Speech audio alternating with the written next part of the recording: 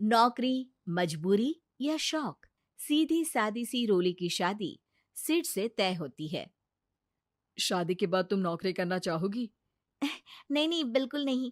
वैसे मैं ये नहीं कहती कि नौकरी करना ठीक नहीं है, लेकिन पर्सनली मैं ये सोचती हूँ कि मैं गृहिणी बनूंगी। हाँ हाँ, क्यों नहीं। गृहिणी बनना भी आसान नहीं है।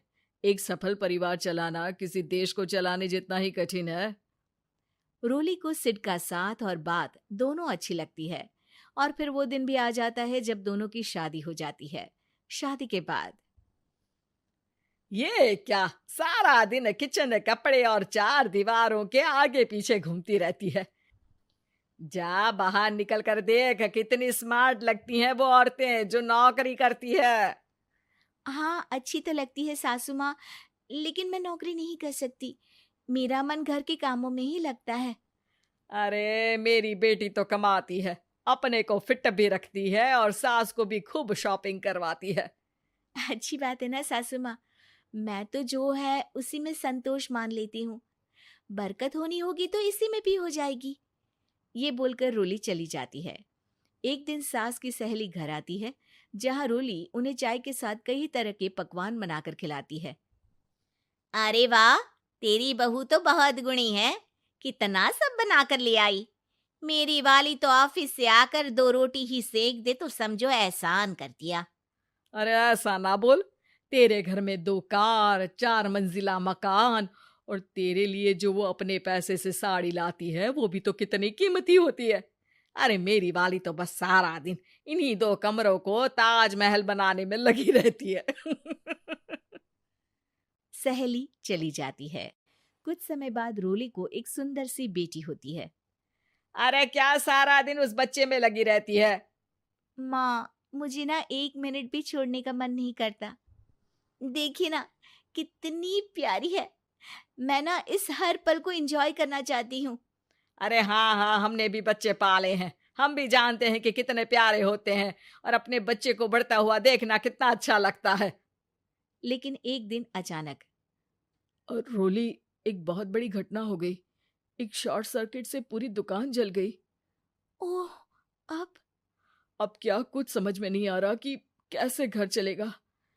घर की पूरी गाड़ी पटरी पर लाने के लिए कई साल लग जाएंगे, और वापस पहले जैसे होने में भी बहुत टाइम लग जाएगा। रोली रोली कुछ सोचती है, फिर अपने 3 महीने के बच्चे को देखती है और कहती है, आप कहे तो मैं नौकरी शुरू कर दूं?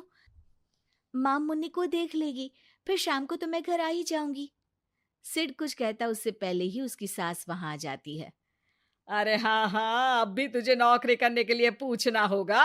अरे घर पर इतनी बड़ी विपदा आ गई है, तू है कि बच्चे का मुंह देख रही है। अरे क्या मुझ पर भरोसा नहीं है? अरे नहीं नहीं माँ जी, ऐसा क्यों बोल रही हैं आप? फिर क्या था, सिड से पूछकर 3 महीने की बच्ची को रोली सास के पास छोड़कर चली जाती है। शाम को ऑफिस से आने पर अरे सारा दिन इसने तो चैन नहीं लेने दिया, बस गोदी में ले लेकर घूमती रही। हाथ दर्द हो रहा है। बहू को बहुत गिल्ट फील होता है, लेकिन जब वो घर की हालत देखती है तो चुप रह जाती है। ऑफिस में सहेली कहती है, अरे रोली, तेरी तो बच्ची छोटी है ना, कैसे मैनेज करती है? कैसे मतलब? घर पर रहती है वो अपनी दादी के साथ।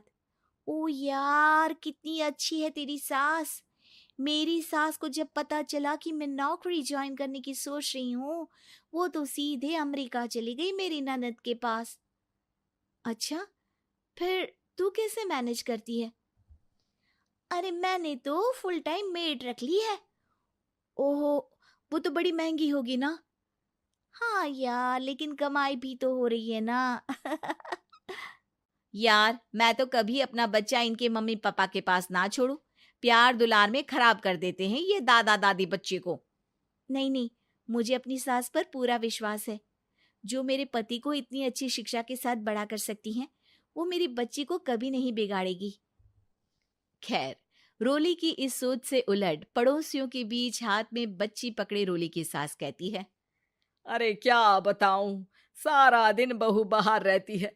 पहले अपने बच्चे पालो, फिर बच्चों के बच्चे। अरे अपना जीवन तो कुछ रहा ही नहीं। अरे नहाने भी जाती हूं ना तो इसे साथ रखती हूँ, कल को कहीं गिर गई या चोट लग गई तो बहू तो हमारी खाल उखाड़ लेगी ना। अरे ऐसा भी क्या डरना बहू से, नौकरी थोड़ी की है उसकी। अब क्या बताऊं, पढ़ी लिखी लड़कियां हैं आजकल की। चलो चलती हूँ, सब्जी बनाने का वक्त हो गया है। बच्चे आएंगे तो खाना तो बना मिले। सास ये बोलकर वहां से चली जाती है कि तभी रोली ऑफिस से घर पहुंचती है। बाहर पड़ोसियों को देखकर, नमस्ते आंटी जी, कैसी हैं आप? अरे बहुत अच्छी हूँ, लेकिन तेरी किस्मत तो सबसे अच्छी है।